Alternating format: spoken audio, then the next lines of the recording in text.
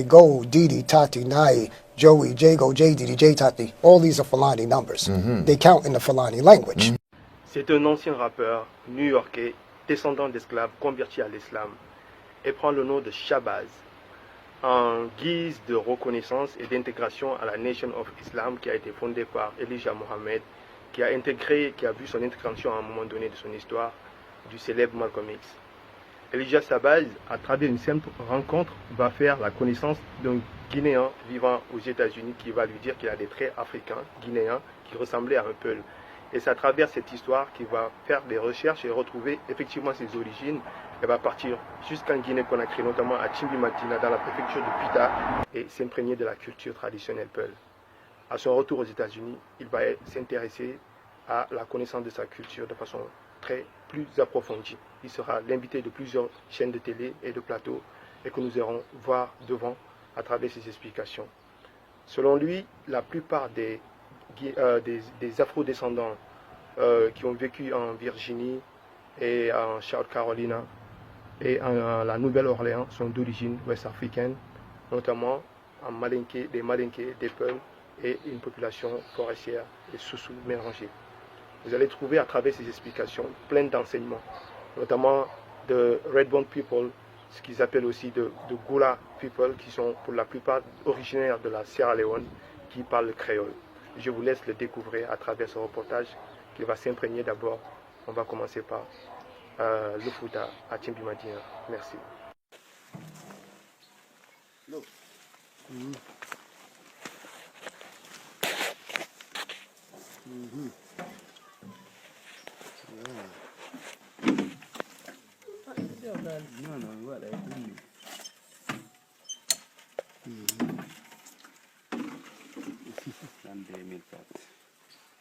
You see the water? Yes. You see inside?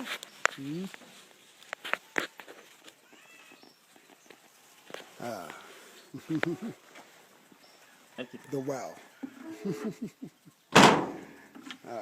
Okay.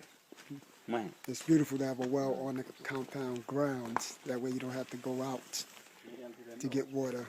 It flows right underground.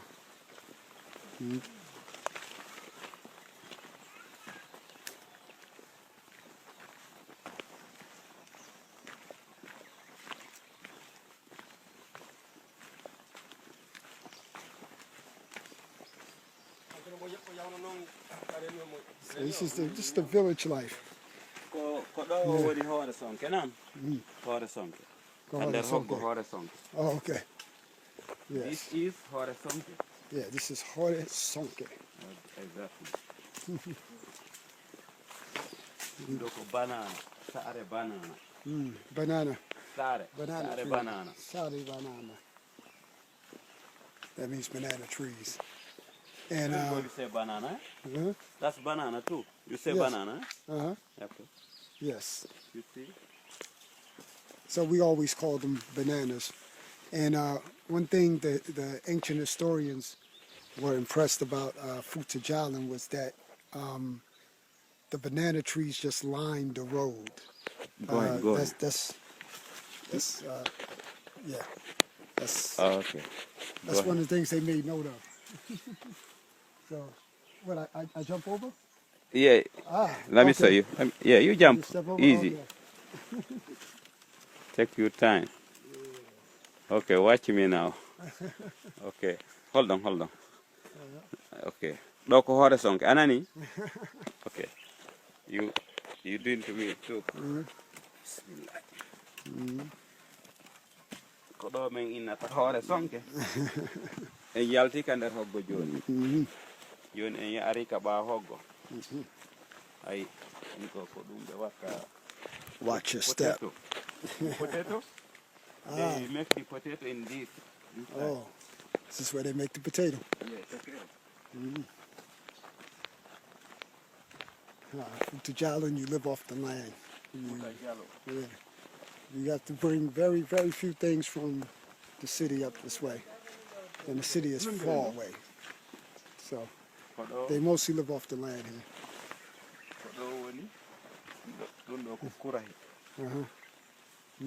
Kurahi. Kurai. This is Janga, Jangal. Janga, Jangal. Janga,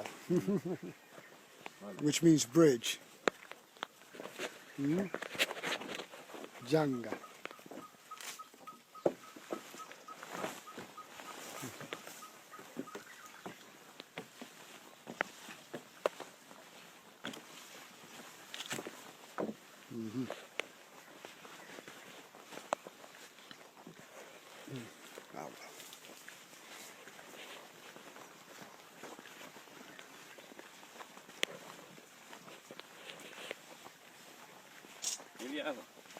Aɗo mi film ma.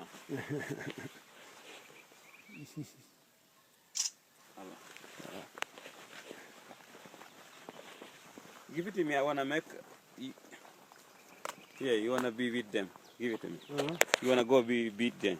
Okay. The people wanna show you. Now you can speak what you wanna tell them. No problem. Let's go. Okay. Yeah. Okay. No, I'm just taking the views of Futajala.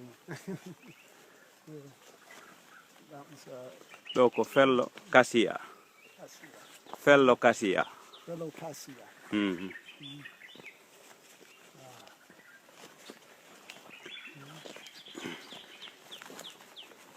Corona juuti goy. Iye ngono njandi. Ko ngono mi hala non fi mo maître. Ko gelande ma doni ha kanko yettoy to. Ngo juuti e bi ko yaaji kadi. Inano hayno ta doni. E sa ko for ay chinois be arno be wondo tuwa tulu be kay e be nder mago do. Do me anda ko no be man. Aye. Aska. What name this? What's that? You don't know? No.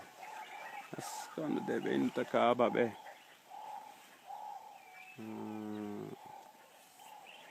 Sit. No. Sit. I forget the name. What's You don't know this, eh?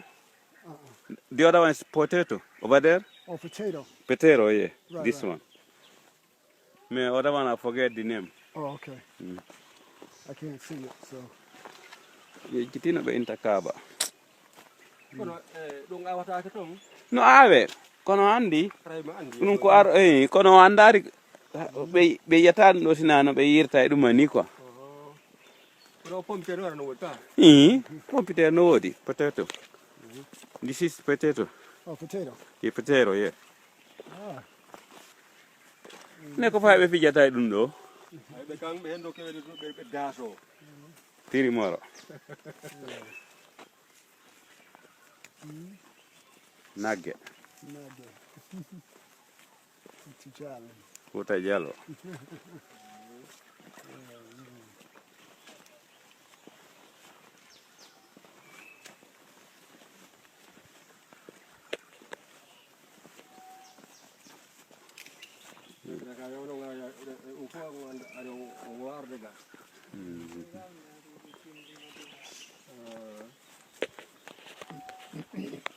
Mera wondo be dala ba yon kono yon be korakiri do fonko ya fonko ya so ya o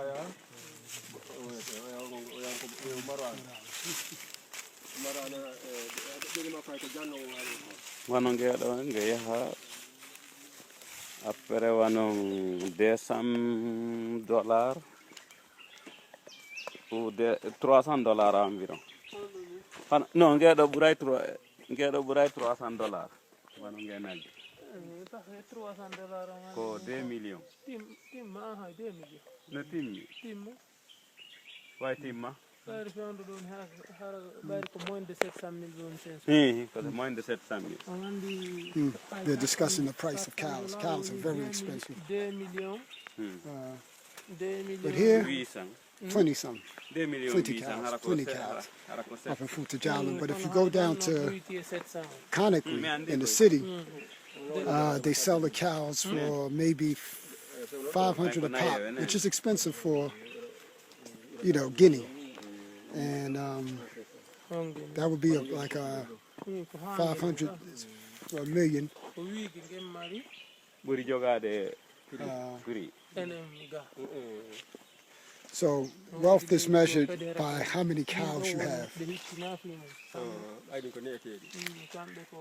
And here the cows are free to roam, even though these cows are owned. If you look closer, you see that they're branded on their sides.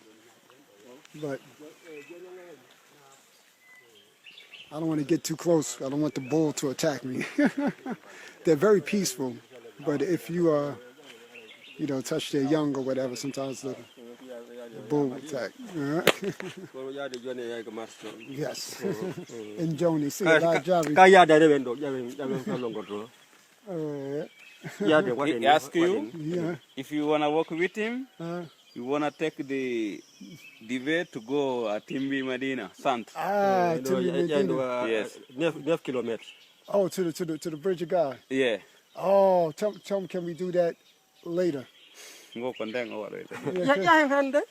How far is it? It's too far. Eh? It's too far. You can walk like 1 hour. Oh, 1 hour He tried walk. to play with you. Oh. Him on Fiji. Fiji Oh, day. VJ. Fiji day. Fiji day. Okay. Albarco, yeah. Oh, he's playing. He's messing with me. Like, do I want to walk an hour to Timbi Medina?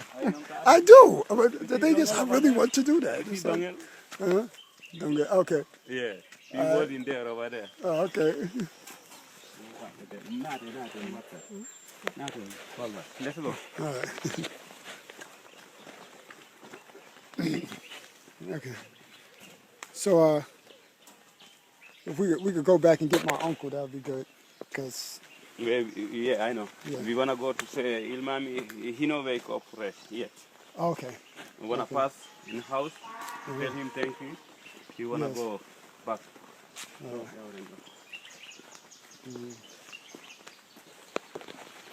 We're gonna go by the Imam's house, the Shepherd Imam. Oh man. The experience I had at the Jaleel Day at the mosque was just it was overwhelming. I wish I could show you. Maybe I'll be able to go inside and show you how. I've never seen nothing like this in any mosque, anywhere, but I haven't been to many places, but Futa Jala, this was very deep.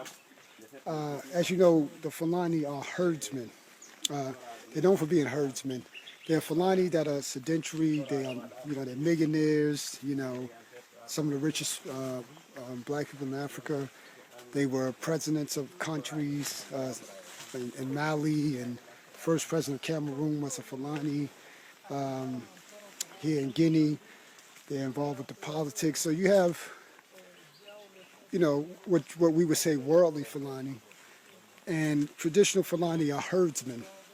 So I make that point that when I went to the Juma, the Fulani Imam had a shepherd outfit, how they would draw Jesus. But this is the clothing of ancient Kemet, if you will. It had like this circular halo-like object around his head, in a cloth, not draped over his face, but going down the side. I would have to draw it for you. I'm trying to describe it with words. And he had a stick, a shepherd's stick. And when he went to give the khutbah, he gave the khutbah with a staff, like Moses. Like, picture how they would draw Moses, but he had a halo thing around his head. And it was just a beautiful experience. After the khutbah, which he did in Pula, we made our salat. We did the thicker, and then I came to the realization of why they say that the black church traditions come from West Africa. It comes from the West African Muslims traditions, because after the prayer, they begin to sing these beautiful hymns to Allah. They were singing beautiful hymns to Allah in Arabic. And I mean, woo, I had to fight back the tears. I mean, I already cried uncontrollably, and I'm a person, I don't cry easy. I've been to funerals and everything, and you know, when Allah takes a life, I just accept it. I rarely cry. I'm not big on crying. I could count the time on one hand in 10 years that I probably cried. I'm serious, and I wouldn't even get past one hand, because I'm not a crier. But when I reached Futajalin, well, let me finish telling you. They were singing these hymns to Allah, and I had to fight back tears again. But the first time I came to tears was when I was, we were between Dalaba and I forget the name of the other town.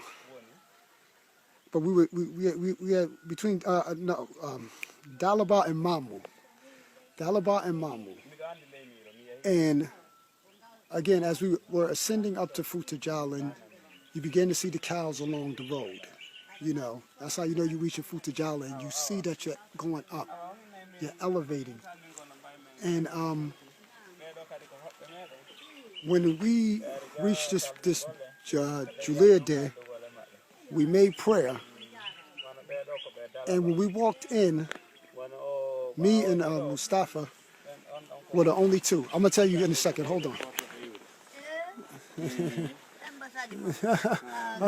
On Foyale. Jarama. Jam Tum. Jam Tum.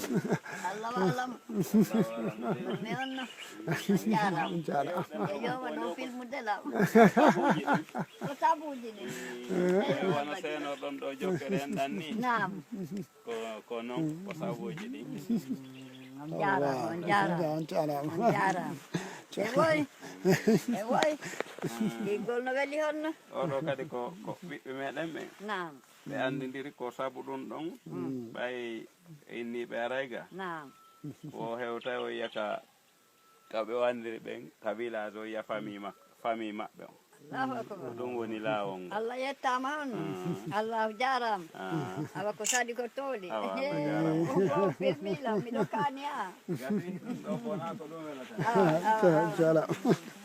awa joni mi samna nene awa gila Allah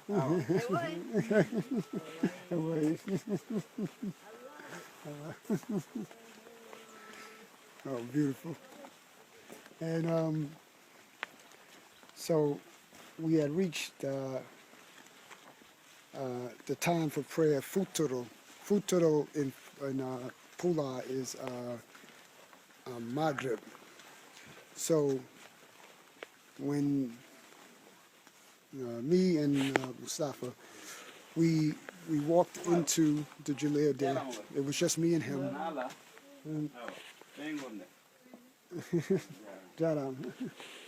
And so,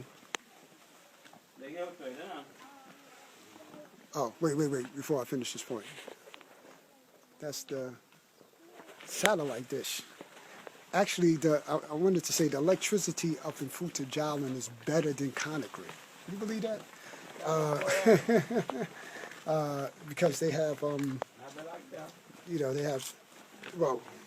they use solar power, some of the compounds, and the electricity is actually better. So, as I was saying, we walk in, me and him, and then these elders came around us, and two of them had a face just like my father. The one leading the prayer and the one next to me. And I've seen my father's face among the Fulani men many times. It wasn't the fact that I seen his face, a variation of his face, but when we went to do the prayer, the Fulani elder that stood on my right, when his elbow touched my elbow, by Allah, I felt the presence of my father. And I began crying, uncontrollably.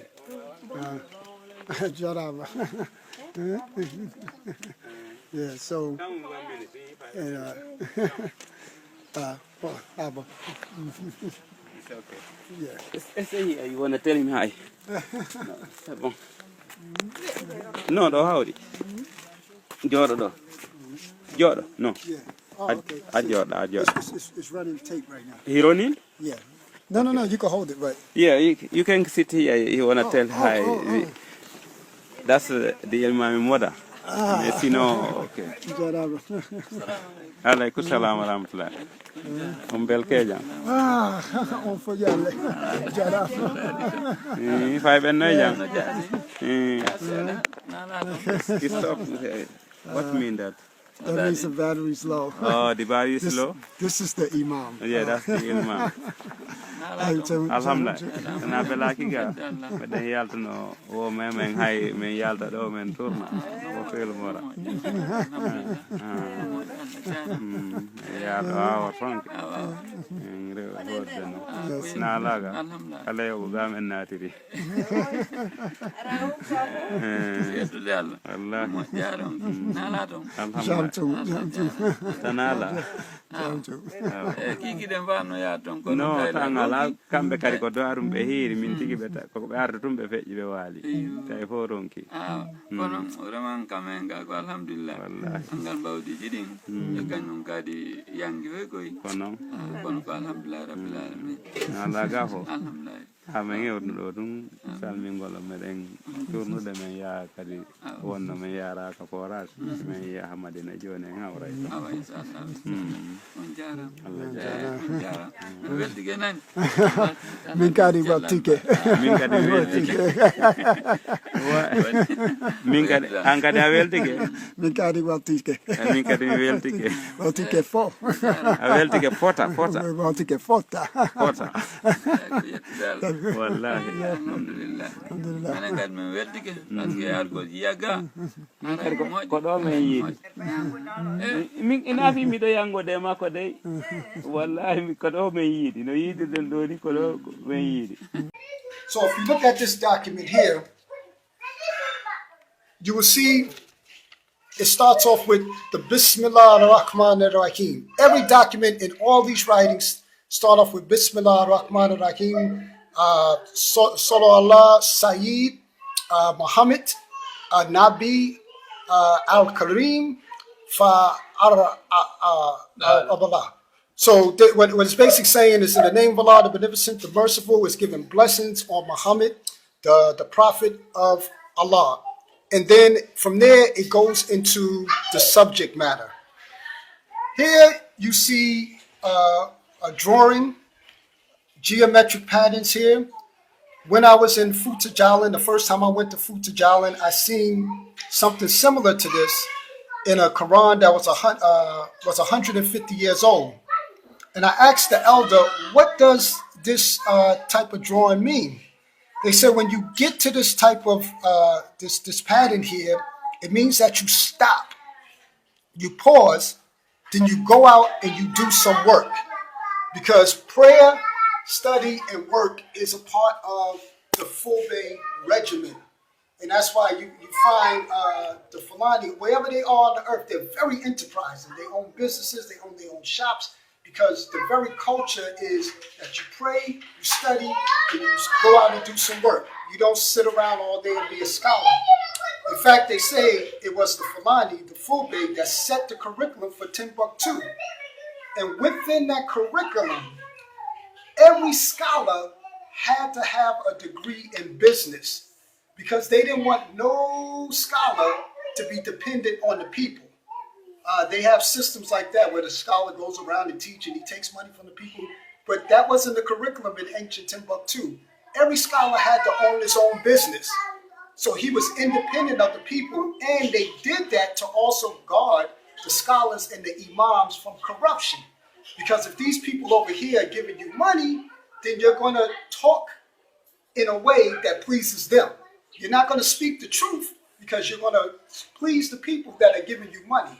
So if you have your own business and you're making your own money, then you speak the truth freely. You don't care whether this person like it, this person like it. You're not favoring this people or that people because you have your own money.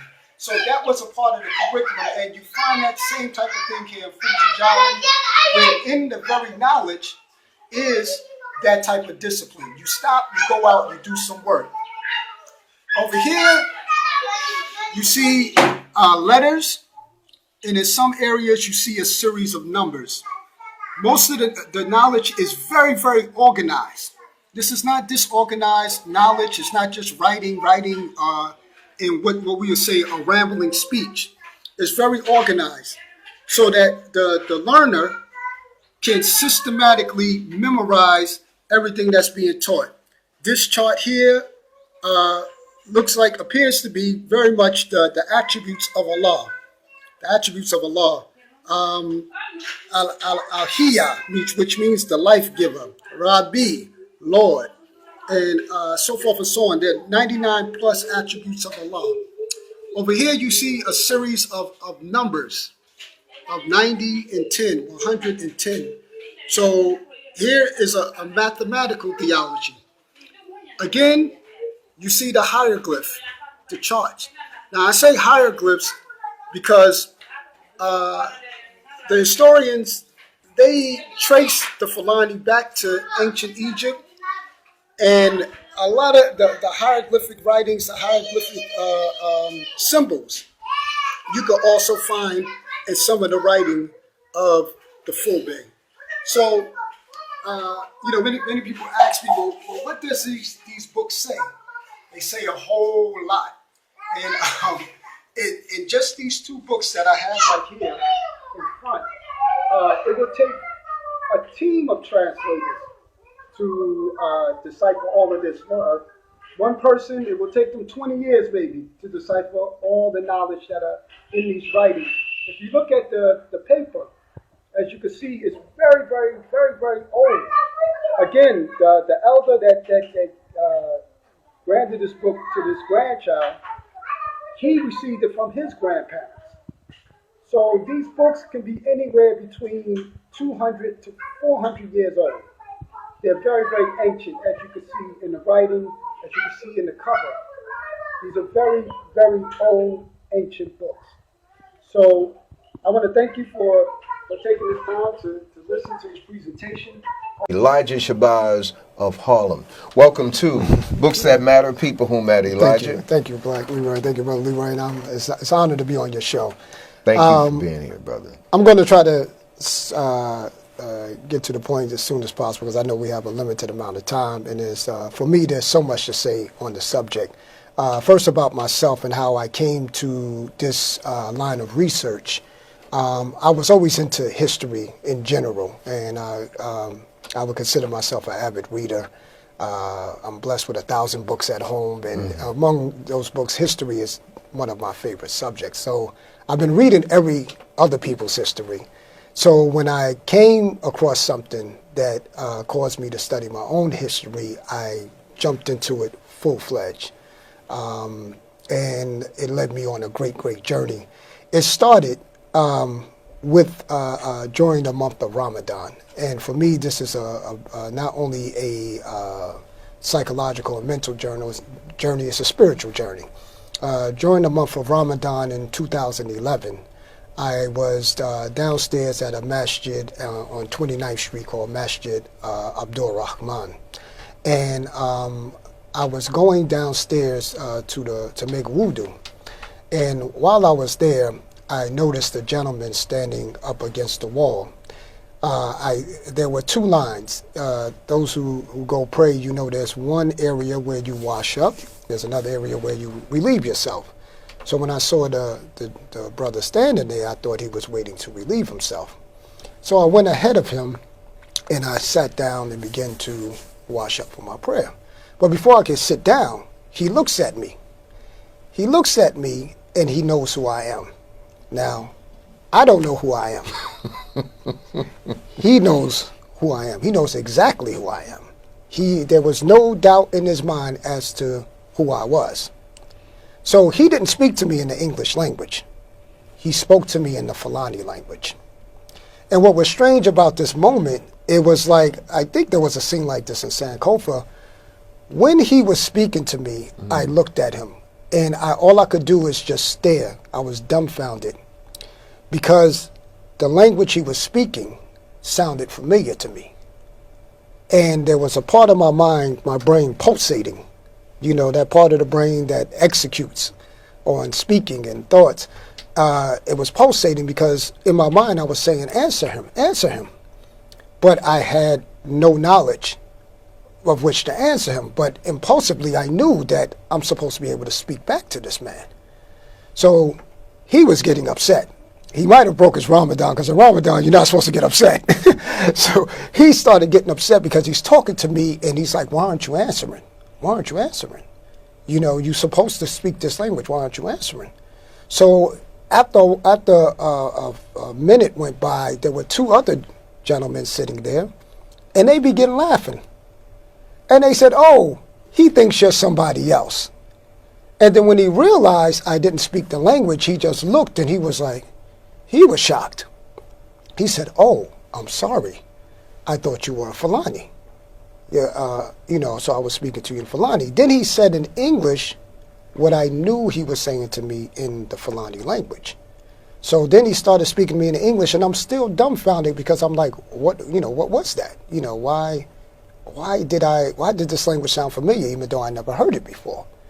So he said it to me in English, and I knew it, and I still said nothing because of the experience. It was an awe-inspiring experience. So that day I went home, and after I came out of that, I was very happy.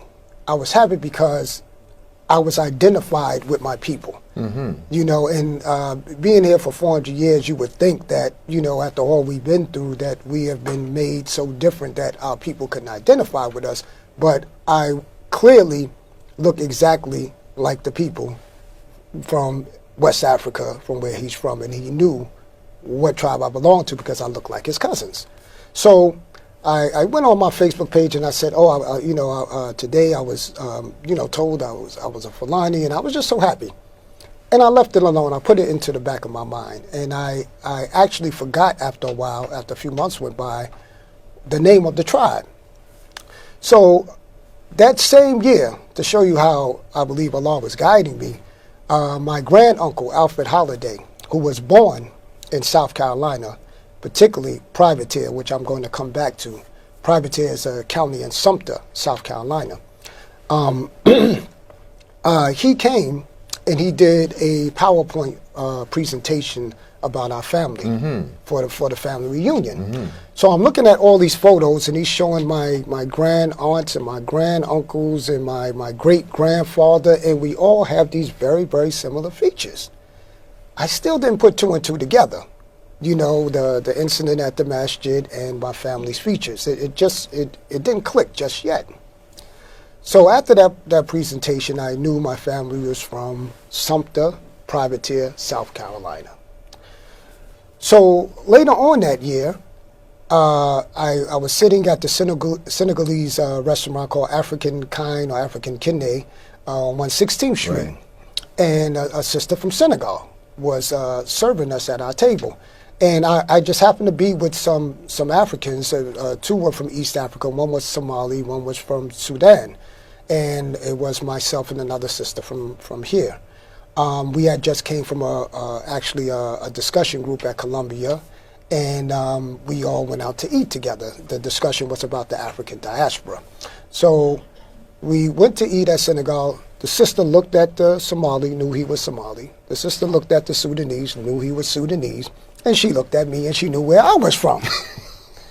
So as I began to order my food in English, she was shocked, just like the brother at the masjid was shocked.